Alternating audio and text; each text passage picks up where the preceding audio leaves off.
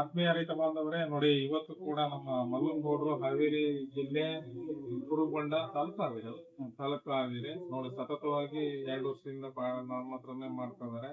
ನಂಗೊಂದು ನೆನಪೈತೆ, 5 ವರ್ಷದ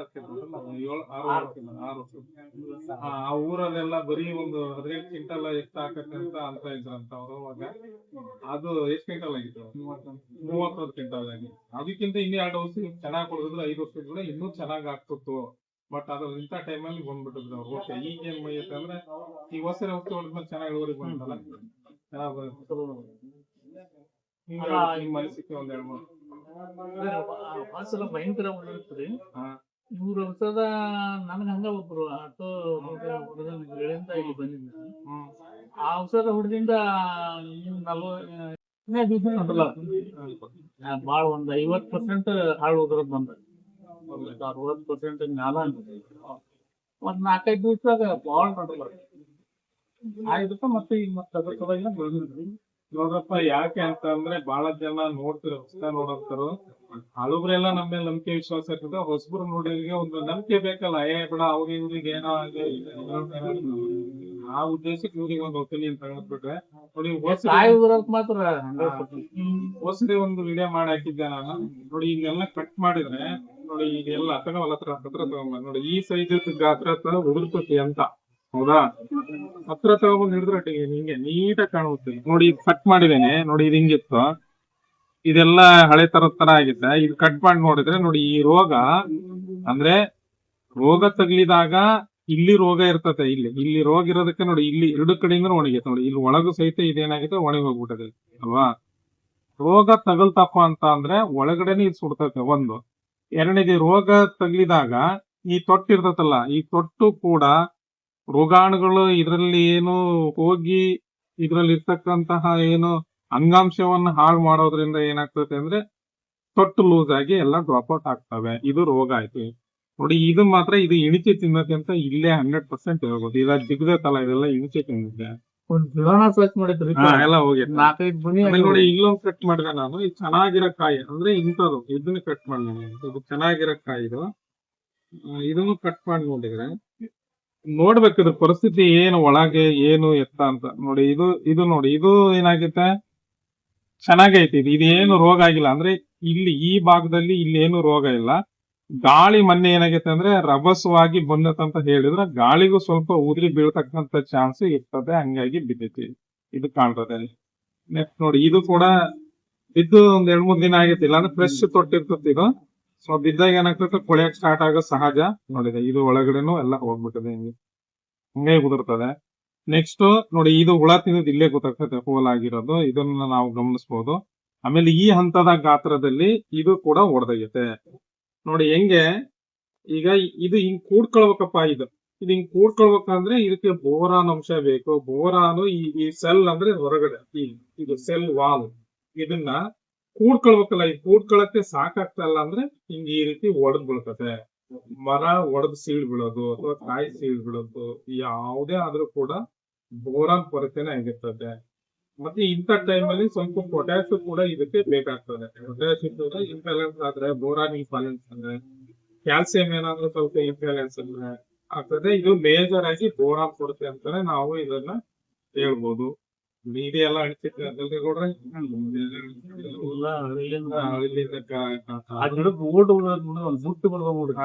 ನೋಡಿ. ಏನಾಗ್ತದೆ ನೋಡಿ, ಇದು ತೊಟ್ಟು ಲೂಸ್ ಆಗಿ ಬಿದ್ದೈತೆ. ಹೌದಾ, ತೊಟ್ಟು ಏನೋ ರೋಗಾಣುಗಳು ತಾಕ್ಬಿಟ್ಟು ತೊಟ್ಟು ಲೂಸ್ ಆಗಿ ಬಿದ್ದೈತೆ ಅನ್ನೋದಕ್ಕೆ ನೋಡಿ, ಇದರಲ್ಲಿ ಅಂಗಾಂಶ ಎಲ್ಲ ಸದವೆ ಕಾಣ್ತದೆ. ಹೌದಾ, ಇದ್ರಲ್ಲಿ ಅಂಗಾಂಶ ಹಸಿ ಇಲ್ಲ, ಇದೆಲ್ಲ ಒಣಗಿದಂಗ ಆಗ್ಬಿಟ್ಟದೆ. ಹೌದಾ ನೋಡಿ. ಮತ್ತೆ ಇಲ್ಲಿ ಕಟ್ ಮಾಡಿ ನೋಡಿದ್ರು ಕೂಡ ಒಳಗಡೆ ಹಂಗೆ ಆಗಿರ್ತದೆ. ಇದು ಇಲ್ಲಿ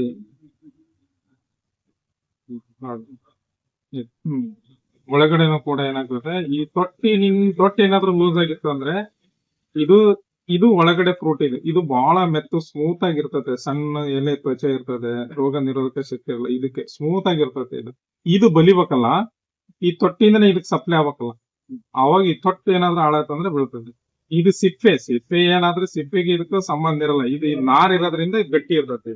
ಆ ಒಳಗಡೆದ ಏನಾಗ್ತದೆ, ಫುಲ್ ಏನಾದ್ರು ಇದೇನ ತೊಟ್ಟಿಗೆ ಏನಾದ್ರು ರೋಗ ಅಂತಂದ್ರೆ ಲೂಸ್ ಆಗಿ ಬೀಳ್ತವೆ. ಮಳೆಗಾಲದಲ್ಲಿ ಹನಿಗಳು ನೀರಿತ್ತು ಅಂದ್ರೆ ಕೊಳೆಯಕ್ ಸ್ಟಾರ್ಟ್ ಆಗ್ತದೆ. ಇದೇ ಬೂದುಗೊಳೆ ರೋಗ ಅಂತ ಕರಿತೀವಿ ನಾವು. ಇಷ್ಟಿದೆ ಅಂದ್ರೆ ಇಂಥ ಟೈಮಲ್ಲಿ ಹೆಚ್ಚು ಪಕ್ಷ ಈ ಸೈಜಿನ ಏನೋ ಈ ಗಾತ್ರದ ಹೆಚ್ಚು ಉದುರಿ ಬೀಳಲ್ಲ ಇವು. ಇದಕ್ಕಿಂತ ಈ ದೊಡ್ಡ ಸೈಜ್ ಇರ್ತಲ್ಲ ಇದು ಉದುರಿ ಬೀಳಲ್ಲ. ಇದು ಹುಳ ಹೊಡೆದಕ್ಕೆ ಬಿದ್ದಿತ್ತು ಅಷ್ಟೇ. ಇದೆಲ್ಲ ನೋಡಿದ್ರೆ ಇದೆಲ್ಲ ಹುಳ ಹೊಡೆದಿತ್ತು. ಇದೆಲ್ಲ ಇಡೀ ಗೊನಿ ನೋಡಿ ಹುಳ ಹೆಂಗೆ ಬರ್ತದೆ.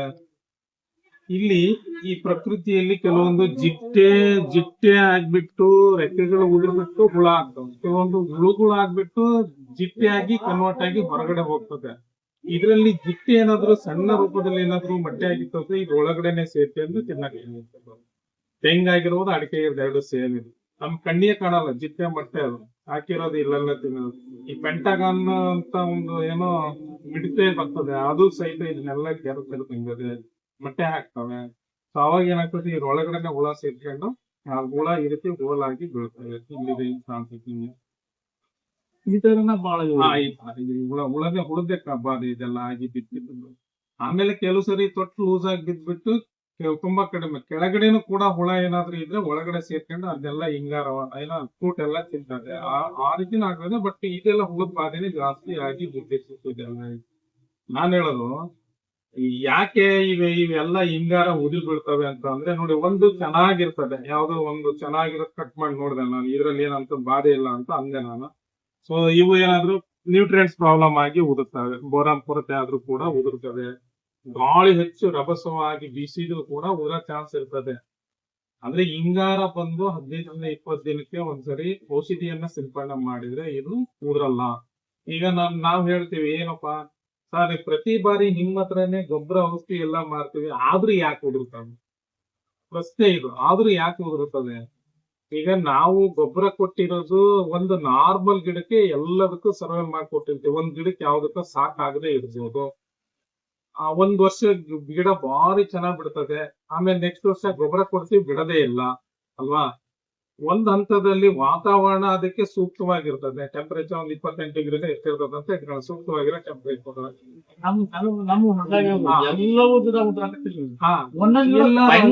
ಎಲ್ಲರೂ ಉದುರ್ತದೆ. ಯಾಕೆ ಹಂಗ ಆಗ್ತದೆ ಅಂದ್ರೆ ಅದು ಏನೋ ಹಿಂಗಾರ ಬಂದು ಹೊರಗ್ ಬರ್ಬೇಕಾದ್ರೆ ಚೆನ್ನಾಗಿ ಅದಕ್ಕೆ ಸಫಿಶಿಯಂಟ್ ಆಗಷ್ಟು ಆಹಾರ ಸಿಕ್ಕಿರ್ಬೋದು ಆ ಟೈಮಲ್ಲಿ. ಅದು ಬಲಿಯುವ ಹಂತದಲ್ಲಿ ಅದಕ್ಕೆ ಸಾಕಾಗದೆ ಇರ್ಬೋದು. ಅವಾಗ ಏನಾಗ್ತದೆ ಉದುರಿ ಬೀಳ್ತದೆ. ಇದೇ ವೈಜ್ಞಾನಿಕ ನಾನು ಹೇಳೋದಿದೆ, ಯಾಕಂದ್ರೆ ಅನುಭವದ ಮೇಲೆ ಹೇಳ್ತಾ ಇರೋದು. ಆ ಟೈಮಲ್ಲಿ ಅದು ಒಂದ್ ಕಡೆ ಫುಡ್ ಇದ್ದು ಏನಾದ್ರೂ ಹಿಂಗೆ ರೋಗ ಏನಾದ್ರು ಜಾಸ್ತಿ ಆಗಿ ಕೂಡ ಉದುರೋ ಚಾನ್ಸ್ ಇರ್ತದೆ. ಅದಕ್ಕೆ ವಾತಾವರಣದಲ್ಲಿ ಟೆಂಪರೇಚರ್ ಇಂಬ್ಯಾಲೆನ್ಸ್ ಆಗ್ತದೆ ಅಂದ್ರೆ 28 ಇರೋದು 31-39 ಡಿಗ್ರಿ ವರೆಗೂ ಹೋಗುತ್ತಲ್ಲ. ಶರೀರದಲ್ಲಿ ನ್ಯೂನತೆ ಅಂದ್ರೆ ಆ ಟೈಮಲ್ಲಿ ನೀರಿನ ಆವಿಕರಣ ಜಾಸ್ತಿ ಆಗ್ತಿತ್ತು. ಈಗೇನ್ ಹಂಗಿಲ್ಲ, ಈಗ ಕರೆಕ್ಟ್ ಐತಿ, ಈಗ ಉದುರ್ಬಾರ್ದು. ಉದುರೋದ್ ಕಾರಣ ಅಂತಂದ್ರೆ ಹಾರ್ಮೋನ್ಸ್ ಇಂಬ್ಯಾಲೆನ್ಸ್ ಆಗಿ ಕೂಡ ಉದುರ್ತದೆ. ಸೊ ನಾವು ಇವನ್ನೆಲ್ಲ ಏನಪ್ಪಾ ಅಂದ್ರೆ ಉದುರ್ತಾ ಇತ್ತ ನಾನ್ ಹೇಳೋದು, ಒಂದ್ ಔಷಧಿ ಹಿಂಗಾರ ಕೊಡಿ. ನಾವು ಸೊಂಟಿಗೆ ಮತ್ತ ಗುಲಾಬಿಗೆ ಬೇರೆ ಬೆಳೆಗಳಿಗೆ ಬಹಳ ಕಾಳಜಿ ತಗೊಂತೀವಿ ನಾವು, ಆದ್ರೆ ಅಡಿಕೆ ತಗೊಳಲ್ಲ. ಆ ಕಾಳಜಿಯನ್ನು ಖಂಡಿತ ಅಡಿಕೆ ರೈತರು ಎಲ್ಲರೂ ತಗೊಂಡ್ಬಿಟ್ರೆ 100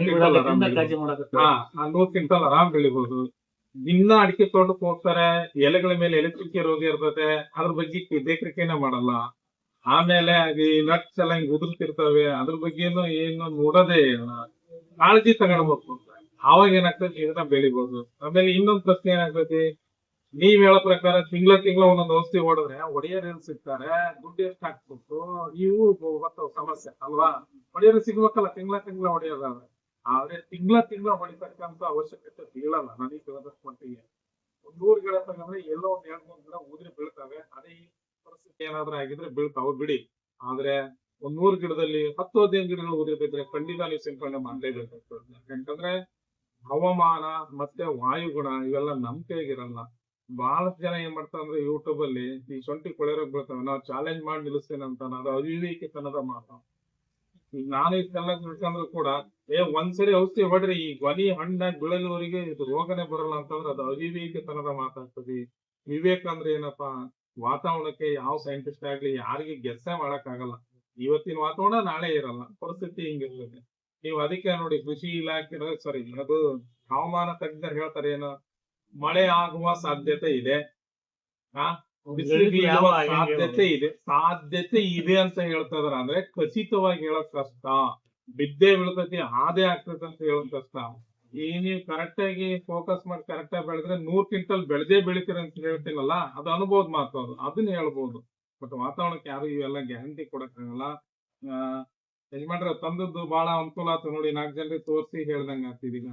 ನೀವು ಯಾವಾಗ್ಲೂ ಈ ಕಂದು ಮಿಶ್ರಿತ ಬರ್ತದಲ್ಲ, ಇಲ್ಲಿ ಏನು ಈಗ ನೋಡಿ, ಈ ಚೆನ್ನಾಗೈತೆ ಇದೀಗ.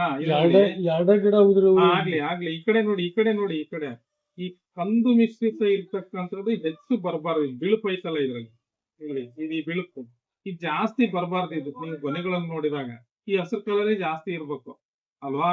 ಇದು ಹಿಂಗ್ ಕಂದು ಹಿಂಗ್ ಬರ್ತಾ ಇತ್ತು ಅಂತಂದ್ರೆ, ಈ ಹಸಿರು ಬರೋದು ಹೆಂಗೆ ಅಂದ್ರೆ, ಇದು ಚೆನ್ನಾಗಿ ಫುಡ್ ಕೊಟ್ರೆ ಮಾತ್ರ ಹಸಿರು ಕಲರ್ ಬರ್ತದೆ. ಕಾಯಿ ಯಾವಾಗ್ಲೂ ಹಸಿರೇ ಇರೋದಿಲ್ಲ, ಈ ಕಲರ್ ಇರಲ್ಲ. ಇದು ಏನೋ ಪ್ರಾಬ್ಲಮ್ ಆದಾಗ ಇದು ಫುಡ್ ಸಪ್ಲೈ ಆಗಲ್ಲ, ರೋಗನೋ ಹುಳುಬಾಧನೋ ಏನಾದ್ರು ಕಟ್ ಆಗಲ್ಲ, ಅವಾಗ ಇದು ವೈಟ್ ಬರಕ್ ಬರ್ತದೆ. ಏನೋ ಈ ಹಳದಿ ಕಲರ್ ಇದನ್ನ ನೀವು ಗಮನಿಸ್ಕೊಬೇಕು. ಎಲೆಗಳು ಒಂದ್ ಬಿದ್ದಾಗ ನೋಡಿದಾಗ ಆ ಗೊನಿನೇ ಸೇವ್ ಮಾಡ್ಬೋದು, 1-2 ಬಿದ್ದಾಗ. ಇಡೀ ಗೊನಿ ಬಿದ್ಮೇಲೆ ಇಲ್ಲಿ ಬರೋದು ಉಪಯೋಗ ಇಲ್ಲ ಅಲ್ವಾ. ಆಮೇಲೆ ಹಿಂಗ್ ಬಹಳ ಸುಡ್ತಾ ಇತ್ತು ಅಂತ ಅಂದ್ರೆ ನೋಡಿ, ಇಲ್ಲಿ ಸುಡಕ್ ಸ್ಟಾರ್ಟ್ ಆಗಿತ್ತು, ಹೌದಾ. ಇದು ಬಹಳ ಸುಡ್ತಾ ಇತ್ತು ಅಂದ್ರೆ ನೀವು ಅದನ್ನ ನೋಡ್ಬೇಕು. ನೋಡಿ, ಇಲ್ಲಿ ಹಣ್ಣಾಗಿ ಬಿದ್ದಿತ್ತೆ, ಈಗ ಕರೆಕ್ಟ್ ಆಯ್ತು, ಸುಟ್ಟಿಲ್ಲ, ಹೌದಾ. ಇದು ಈಗ ಕಾಣ್ತದ ಇಲ್ಲಿ, ಇದು ನೋಡಿ, ಇವೆಲ್ಲ ಸುಟ್ಟಿದಾವೆ. ಇವೆಲ್ಲ ಇದ್ರಲ್ಲಿ ನೋಡಿ, ಇದು ಸ್ಟಾರ್ಟ್ ಆಗೈತೆ. ಪ್ರತಿ ಒಂದ್ರಲ್ಲೂ ನೀವು ನೋಡ್ಬೋದು. ನೋಡಿ, ಇದು ಹುಳ ಹೊಡ್ತಿದ್ರೆ ರೋಗದ ಬಗ್ಗೆ ಹೇಳತ್ತಾನೆ.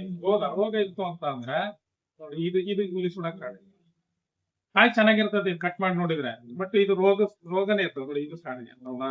ನೋಡಿ, ಇಲ್ಲಿ ಇದು ಎಷ್ಟು ಚೆನ್ನಾಗಿ ಕಾಣುದು, ಇಲ್ಲಿ ಸುಡಕ್ ಸ್ಟಾರ್ಟ್. ಇದು ಬುಡ ಯಾವಾಗ ಸುಡಕ್ ಸ್ಟಾರ್ಟ್ ಆಯ್ತು ಅಂದ್ರೆ, ಇದು ರೋಗನೇ ತಗಲೈತೆ ಅಂತ ನಿಮಗೊಂದು ಕನ್ಫರ್ಮ್ ಇದೆ. ನೋಡಿ, ಇಲ್ಲಿ ಇದು ನಾನ್ ಹೇಳೋದು ಎಲ್ಲವೂ ಸುಡೋದಾಗಿದ್ರೆ ಈ ಸುಟ್ಟು ಬೀಳ್ಬೇಕಾಗಿತ್ತು, ಇಲ್ಲ ಇದ್ರಾಗ ಬಿದ್ದದ್ರಿ ಅಲ್ಲ ಬಿದ್ದತ್ತೆ. ಇದು ಹಿಂಗ್ ಸುಡ್ತಾ ಇದ್ದಿದ್ರೆ ಇಷ್ಟು ಹಣ್ಣಾಗಲಿವರೆಗೂ ತಗೊಳ್ತದಿಲ್ಲ, ಇದು ಯಾವಾಗ ಬಿದ್ದೋಗಿರೋದು ಅಲ್ವಾ. ಈ ಸುಡ್ತಕ್ಕಂಥದ್ದನ್ನ ಗಮನಿಸ್ಬೇಕು. ಕೆಲವೊಂದ್ಸತಿ ಇಲ್ಲಿ ಸುಡ್ತತೆ, ಆದ್ರೆ ಇಲ್ಲಿ ಮಟ್ಟ ಬಂದಿರಲ್ಲ, ನಿಂತ್ಕೊಂಡಿರ್ತವೆ, ಬಹಳಷ್ಟು ಹಂಗೆ ಆಗಿರ್ತವೆ. ಅದು ನಿಮಗೆ ಸಿಂಪ್ಟಮ್ಸ್ ಅದ, ನೋಡ್ಬೇಕು. ಅವನ್ನೆಲ್ಲ ನೋಡಿದಾಗ ನಾವು ಅದನ್ನ ಸಮರ್ಥವಾಗಿ ಹತೋಟಿ ಮಾಡ್ಬೋದು. ಇದಕ್ಕೆ ಪರಿಹಾರ ಕ್ರಮಗಳು ಏನಪ್ಪಾ ಅಂದ್ರೆ, ಯಾವ್ದಾದ್ರು ಶಿಲೀಂಧ್ರನಾಶಕ ಸಿಸ್ಟಮ್ಯಾಟಿಕ್ ಇರೋ ತಗೋಬೇಕು. ಸಿಸ್ಟಮ್ಯಾಟಿಕ್ ಅಂದ್ರೆ ಒಳಗಡೆ ಕೆಲಸ ಮಾಡ್ತದೆ. ಈಗ ಹೆಕ್ಸಾಕೊನಜೋಲ್ ಆಗಿರ್ಬೋದು, ಕಾರ್ಬನ್ಡಿಜಿಮ್ ಆಗಿರ್ಬೋದು, ಪ್ರಾಪಿಕೊನಜೋಲ್ ಆಗಿರ್ಬೋದು, ಇಂಥವ್ ತಗೊಳ್ಳಿ. ಮತ್ತೆ ಇದಕ್ಕೆ silicon based spreader activator gum ತಗೊಳ್ಳಿ, ಆರ್ಡಿನರಿ ಗಮ್ ಹಾಕ್ಬಾರ್ದು. ಆಮೇಲೆ ಒಂದು ಕೀಟನಾಶಕ, ಅದು ಸಿಸ್ಟಮ್ಯಾಟಿಕ್ ನೇಚರ್ ಇದಾವ ತಗೊಂಡ್ಬರ್ತು. ಫೆಬ್ರನಿಲ್ ಆಗಿರ್ಬೋದು, ಇಂಡಾಕ್ಲೋರಿಪೈಡ್ ಆಗಿರ್ಬೋದು. ದಪ್ಪ ಹುಳುಗಳಿದ್ರೆ ಸಾಯಲ್ಲ, ದಪ್ಪ ಹುಳುಗಳಿದ್ರೆ ಡೋಸೇಜ್ ಜಾಸ್ತಿ, ಪರ್ಸೆಂಟೇಜ್ ಆಫ್ ಇಸಿ ಜಾಸ್ತಿ ತಗೋಬಹುದು. ಸೊ ಇಂಥವುಗಳನ್ನ ನೀವು ಹಾಕೊಂಡು ಸಿಂಪಡಣೆ ಮಾಡೋದ್ರಿಂದ ಇದನ್ನ ಹತೋಟಿ ಮಾಡಬಹುದು. ಇದ್ರ ಜೊತೆಗೆ ಸ್ವಲ್ಪ ಜಿಂಕ್, ಬೋರಾನ್ ಇರೋ ನ್ಯೂಟ್ರಿಯೆಂಟ್ಸ್ ಅನ್ನು ಸಪ್ಲೈ ಮಾಡಿ ಕೊಡಿ, ಅದು ನಿಮಗೆ ಅನುಕೂಲ ಆಗ್ತದೆ. ನಾನ್ ಹೇಳೋದು ನಿಮಗೆ ಅರ್ಥ ಆಗ್ತದೆ ಇಲ್ಲ ಗೊತ್ತಿಲ್ಲ, ಎಲ್ಲೇ ನೋಡಿದ್ರು ಯಾರೇ ನೋಡಿದ್ರು ಜಿಂಕ್ ಬೋರಾನೇ ಕೊಡ್ರಿ, ಜಿಂಕ್ ಬೋರಾನ್ ಕೊಡ್ರಿ ಅಂತಾನೆ ಹೇಳ್ತಾರೆ. ಯಾಕೆ? ಐರನ್ ಇದೆ, ಮ್ಯಾಗ್ನೀಸ್ ಇದೆ, ಸಿಲ್ವರ್ ಇದೆ, ಬೇರೆ ಬೇರೆ ನ್ಯೂಟ್ರಿಯೆಂಟ್ಸ್ ಎಲ್ಲ ಇದಾವೆ. ಈ ಜಿಂಕ್ ಬೋರಾನ್ ಯಾಕೆ ಇದ್ರ ಮೇಲೆ ಅಷ್ಟು ಪರಿಣಾಮ ಬೀರ್ತದೆ ಪ್ರಶ್ನೆ ಅಲ್ವಾ. ಎಲ್ಲೇ ಕೇಳಿದ್ರು ಜಿಂಕ್ ಬೋರಾನ್ ಕೊಡ್ರಿ ಅಂತ. ಯಾಕೆ? ಜಿಂಕಿನ ಮಹತ್ವ ಏನು ಅಂತ ಅಂದ್ರೆ, ಈಗ ಎಲೆ ಸೈಜ್ ಜಾಸ್ತಿ ಬರ್ಬೇಕಪ್ಪ, ಎಲೆ ಮಟಕಾಗ್ಬಾರ್ದು, ಜಾಸ್ತಿ ಬರ್ಬೇಕು ಅಂದ್ರೆ ಅದು ಮೇನ್ ರೋಲು. ಆಮೇಲೆ ಹೂವು ಆಡೋ ಟೈಮ್ ಅಲ್ಲಿ ಜಿಂಕ್ ಎಲ್ಲೋ ಡ್ರಾಪ್ ಆಗ್ತಾ ಇರ್ತದೆ, ಜಿಂಕಿನ ಮಹತ್ವ ಅದು. ನೆಕ್ಸ್ಟ್ ಈ ಬೋರಾನ್ ಅಂತ ಅಂದ್ರೆ ನೋಡಿ, ಕಾಯಿ ಹೊಡಿತಾ ಐತೆ. ಈ ಬೋರಾನ್ ಇಲ್ಲ ಅಂತ ಅಂದಿದ್ದಕ್ಕೇನೆ ಇದು ಬಾಯಿ ಬಿಟ್ಟಿರೋದು. ಇದಕ್ಕೆ ಕೂಡ್ಕೊಳ್ಬೇಕಲ್ಲ, ಇದು ಬೋರಾನ್ ಸಿಗ್ತಾ ಇಲ್ಲ ಅದಕ್ಕೆ ಬಾಯಿ ಬಿಟ್ಟಿರೋದು. ಮತ್ತೆ ಈಗ ಬಾಯಿ ಬಿಡ್ತತಿ ಅಂದ್ರೆ ಗುದ್ರಿ ಬೀಳೋದು, ಹೊಡ್ತಲ್ವಾ. ಅದಕ್ಕೆ ಜಿಂಕ್ ಬೋರಾನ್ ಬಹಳ ಮಹತ್ವವಾಗಿರ್ತಕ್ಕಂಥದ್ದು. ಇದ್ರ ಜೊತೆಗೆ ಪೊಟ್ಯಾಶ್ ಕೂಡ ಬಹಳ ಮಹತ್ವ. ಆದ್ರೆ ಈ ಮೂರನ್ನು ರೈತರು ಸರಿಯಾಗಿ ಬ್ಯಾಲೆನ್ಸ್ ಮಾಡಿ ಕೊಡಲ್ಲ, ಅವಾಗ ಇವೆಲ್ಲ ಪ್ರಾಬ್ಲಮ್ ಆಗ್ಯಾವ. ಬರೀ ಅಡಿಕೆ ಅಷ್ಟೇ ತಲೆ ಇಟ್ಕೊಳ್ಳೋದಲ್ಲ, ಎಲ್ಲಾ ಬೆಳೆಗಳಿಗೂ ಇದನ್ನ ತಲೆ ಇಟ್ಕೊಂಡು ನಾವು ವೈಜ್ಞಾನಿಕ ಕೃಷಿಯನ್ನ ಮಾಡ್ಬೇಕು. ಬಟ್ ಇನ್ನೊಂದ್ ಏನ್ ಹೇಳ್ತೈತಿ ಅಂತಂದ್ರೆ, ನಾನು ನೋಡ್ರೆ ಈ ಕರ್ನಾಟಕದಾದ್ಯಂತ ಮಣ್ಣು ಪರೀಕ್ಷೆಗಳ ರಿಪೋರ್ಟ್ ನೋಡಿ ನೋಡಿ ನೋಡಿ ನೋಡಿ ಬ್ಯಾಸರ ಏನಂದ್ರೆ ಸುಮ್ಮನೆ ಕಾಟಾಚಾರಕ್ ಈ ಮೊನ್ನೆ ಒಂದ್ ಯಾವ್ದೋ ರಿಪೋರ್ಟ್ ಕೊಟ್ಟಿದ್ದಾರೆ, ಜಿಂಕ್ ಅದ್ರಾಗೆ 2.5 ಎಕರೆಗೆ 0.012 ಇಲ್ಲಿ. ಅವ್ರ ಅರ್ಥ ಏನಂದ್ರೆ ಭೂಮಿ ಜಿಂಕೆ ಇಲ್ಲ ಅಂತ. ಮತ್ ಜಿಂಕ್ ಇಲ್ದಾನೆ ಗಿಡ ಹೆಂಗ್ ಬೆಳಿತೈತೆ, ಮತ್ ಕಾಯಿ ಹೆಂಗ್ ಹಿಡಿತೈತೆ? ಕಾಯಿ ಹೆಂಗ್ ಹಿಡಿತೈತೆ, ಗಿಡ ಹೆಂಗ್ ಬೆಳಿತದಪ್ಪ? ಅವನ ಪ್ರಕಾರ ಭೂಮಿಗಿಲ್ಲ ಅಂತ ಅರ್ಥ. ನೋಡಿ, ಇವೆಲ್ಲ ಪ್ರತಿಷ್ಠಿತ ಸಂಸ್ಥೆಗಳು ಕೊಡ್ತಕ್ಕಂಥ ರಿಪೋರ್ಟ್ಗಳು, ಅದು ಸರ್ಕಾರಿ ವ್ಯವಸ್ಥೆ. ಹಿಂಗಿದ್ದಾಗ ಇವನ್ನೆಲ್ಲ ನೋಡಿ ನೋಡಿ ಬೇಸರ ಆಗ್ಬಿಡೋದು, ಮಣ್ಣು ಪರೀಕ್ಷೆ ಮಾಡ್ಸೋದು ಉಪಯೋಗ ಇಲ್ಲ ಅನ್ನೋ ಮಟ್ಟಕ್ಕೆ ನಮಗೆ ಅನ್ಸ್ತಾ ಇತ್ತು. ಮೊದ್ಲಿಗೆ ನಾನೇ ಹೇಳ್ತಿದ್ದೆ ಮಾಡ್ಸ್ರೆ ಮಾಡ್ಸ್ರೆ ಅಂತ. ಆದ್ರೆ ಈಗ ತಪ್ಪ ರಿಪೋರ್ಟ್ ಕೊಟ್ಬಿಟ್ರೆ ಹೆಂಗೆ ನಮ್ಮಂತ ರೆಕಮೆಂಡ್ ಮಾಡ್ತಾರೆ? ಮಣ್ಣು ಪರೀಕ್ಷೆ ಪ್ರಯೋಗನೆ ಮಾಡೋದವ್ರದಲ್ಲ, ಅದು ಮಾಡಿದ್ದು ಉಪಯೋಗ ಜನರಿಗೆ ಏನಾಗ್ತದೆ ಅದ್ರ ಬಗ್ಗೆ ನಿಖರವಾದ ಮಾಹಿತಿ ಬೇಕು. ಆದ್ರೂ ಒಳ್ಳೆ ಕಡೆ ಮಾಡಿಸಿ ಅದ್ ತಕ್ಕಂತಾನೆ ಮಾಡಿ. ನೀವೇನ್ ಮಾಡ್ತಾ ಇದೀರಿ ಅಂತ ಅಂದ್ರೆ ನನಗೆ ತಿಳಿದಷ್ಟು ಮಟ್ಟಿಗೆ ಪೊಟ್ಯಾಶ್ ಅನ್ನ 140 ಗ್ರಾಮ್ ಬೇಕು. ನೀವು ವರ್ಷದ ಒಂದ್ ಗಿಡಕ್ಕೆ ಪೊಟ್ಯಾಶ್ ಕೊಡೋದೇ ಇಲ್ಲ, ಬರೀ ಬೇರೆ ಗಿಡಗಳನ್ನ ಬೇರೆ ಕೊಡ್ತೀರಿ. ಆ ಯೂರಿಯಾ ಹಾಕಿಲ್ಲ ಅಂದ್ರೆ ಗಿಡ ಬೆಳಿತೈತೆ. 75% ವಾತಾವರಣದಾಗೆ ಇರ್ತದೆ. ಸ್ವಲ್ಪ ಈ ವಾತಾವರಣ ಮಳೆಗಾಲ ಸ್ಟಾರ್ಟ್ ಅಂತಂದ್ರೆ ವಾತಾವರಣದೇ ತಗೊಂಡ್ ಬೆಳ್ಬಿಡ್ತದೆ ಜೀವಾಣುಗಳಲ್ಲಿ. ನೀರ್ ಎಲ್ಲಿ ನಿಲ್ತತ್ತೋ ಅವಾಗ ನೈಟ್ರೋಜನ್ ಸಾಯ್ತದೆ. ನೈಟ್ರೋ ಬ್ಯಾಕ್ಟೀರಿಯಾ ಅಂತ ಭೂಮಿಯಲ್ಲಿ ಇರ್ತದೆ. ಅದು ನೀರ್ ನಿಂತಂತಂದ್ರೆ ಈ ಗಾಳಿಗೂ ಮತ್ತೆ ಭೂಮಿಗೂ ಮತ್ತೆ ಇದನ್ನೇ ಇರಲ್ಲ, ಏನು ಸಂಪರ್ಕ ಕಟ್ ಆಗ್ತದೆ. ಅವ ಹಳದಿ ಕಲರ್ ಆಗಿ ನೈಟ್ರೋಜನ್ ಸಿಗಲ್ಲ. ಅದೊಂದ್ ಬಿಟ್ರೆ ನೀರ್ ನಿಲ್ಲದ್ ಬಿಟ್ರೆ ಬಾಕಿದೆಲ್ಲ ನೈಟ್ರೋಜನ್ ಸಿಗ್ತದೆ. ಫಾಸ್ಫರಸ್ ಜಾಸ್ತಿ ಆಗ್ತದೆ ಅಂದ್ರೆ ರಂಜಕ. ಆ ಗೊಬ್ಬರನೇ ಭೂಮಿ ಹಾಕಿ ಹಾಕಿ ಹಾಕಿ ಆ ರಂಜಕದ ಪ್ರಮಾಣ ಜಾಸ್ತಿ ಅಂತಂದ್ರೆ ಜಿಂಕ್ ಜೊತೆ ಸೇರಿ ಜಿಂಕ್ ಫಾಸ್ಫೇಟ್ ಕನ್ವರ್ಟ್ ಆಗ್ತದೆ. ಐರನ್ ಜೊತೆ ಸೇರಿದ್ರೆ ಐರನ್ ಫಾಸ್ಫೇಟ್ ಕನ್ವರ್ಟ್ ಆಗ್ತದೆ. ಅವಾಗ ಏನಾಗ್ತದೆ, ಭೂಮಿಯಾಗಿರೋದು ಕೂಡ ಹಾಳು ಮಾಡ್ಕೊಳ್ತದೆ. ಫಾಸ್ಫರಸ್ ಜಾಸ್ತಿ ಆಗ್ತದೆ. ಪೊಟ್ಯಾಶ್ ಹಾಕೋದೇ ಇಲ್ಲ, ಪೊಟ್ಯಾಶ್ ಜಾಸ್ತಿ ಕೊಡ್ಬೇಕು. ನನಗೆ ತಿಳಿದ್ರೆ ನಾನು ನೋಡಿದೆ. ಯಾಕೆ ಕೊಡ್ಬೇಕು ಅಂತ ಅಂದ್ರೆ ಪೊಟ್ಯಾಶ್ ಅನ್ನ ಈ ಫಾಸ್ಫರಸ್ ಭೂಮಿಗೆ ಇರ್ತದಲ್ಲ, ಹಿಂಗೆ ಇಟ್ರೆ ಭೂಮಿ ಬಿಟ್ರೆ ಇದು ಭೂಮಿ ಜೊತೆಗೆ ಹರಡಲ್ಲ. ನೀರಿನ ಹನಿ ಹೆಂಗೆ ಎಲೆಗಳ ಮೇಲೆ ಬಿಟ್ರೆ ಹರಡ್ತದಲ್ಲ, ಈ ರಂಜಕ ಇದ್ರಲ್ಲಿ ಹರಡಲ್ಲ. ಪೊಟ್ಯಾಶ್ ಆಗ್ಲಿ ನೈಟ್ರೋಜನ್ ಆಗ್ಲಿ ಇವೆಲ್ಲ ಹರಡ್ತಾವ ಭೂಮಿ ಜೊತೆ. ಮತ್ತೆ ಇದು ರಂಜಕ ಮಣ್ಣಿನ ಜೊತೆಗೆ ಸಿಕ್ಕನಾಗ ಅಲ್ಲೇ ನಿಲ್ತದೆ. ಈ ಬೇರೆ ಹೋದವಲ್ಲ ನಿಲ್ಲ. ನೀವು ಮಣ್ಣಿನ ಸವಕಳಿ ಅಂತಂದ್ರೆ ಎಲ್ಲ ಕೊಚ್ಕೊಂಡು ಹೋಗ್ತಾವ. ಪೊಟ್ಯಾಶ್ ಕೊಚ್ಕೊಂಡು ಹೋಗ್ತದೆ ಮಣ್ಣಿನ ಜೊತೆ, ನೀರಿನ ಜೊತೆ. ನೀರಿನ ರಭಸಗಳು ಸರಿಯಾಗಿ ಬರ್ತದೆ ನಮ್ಗೆ. ಅದಕ್ಕೆ ಈ ಮೇ 15 ಒಳಗಡೆನೆ ಗೊಬ್ಬರ ಹಾಕ್ಬೇಕು. ಈ ಜೂನ್ ಎಲ್ಲ ರೈತರು ಹಾಕಿಲ್ಲ, ನಮಗೆ ಕಷ್ಟ. ಆ ಟೈಮ್ ಹಾಕಂತ ಮೆಂಟಾಲಿಟಿ ಸೆಟ್ ಆಗುತ್ತೆ ಮೇನ್. ಈ ರಭಸವಾಗಿ ಮಳೆ ಬಂತು, 8 ದಿನ ಗೊಬ್ಬರ ಹಾಕಿದ್ರೆ 8 ದಿನ ಆದ್ರೂ 15 ದಿನ ಬೇಕು ಗೊಬ್ಬರ ತಗೊಳ್ಳೋದೇ ಗಿಡ. 15 ದಿನದೊಳಗ ಜೊತೆ ಮಣ್ಣಿನ ಜೊತೆ ಬೇರೆ ಸಿಗ್ಬೇಕಲ್ಲ. ಮಳೆ ಒಳ್ಳೇದ್ ಬೇಕು ಅಂದ್ರೆ ಎಲ್ಲ ಲಾಸ್ ಆಗ್ತದೆ. ಹಂಗ್ ಮಾಡ್ಬಾರ್ದು.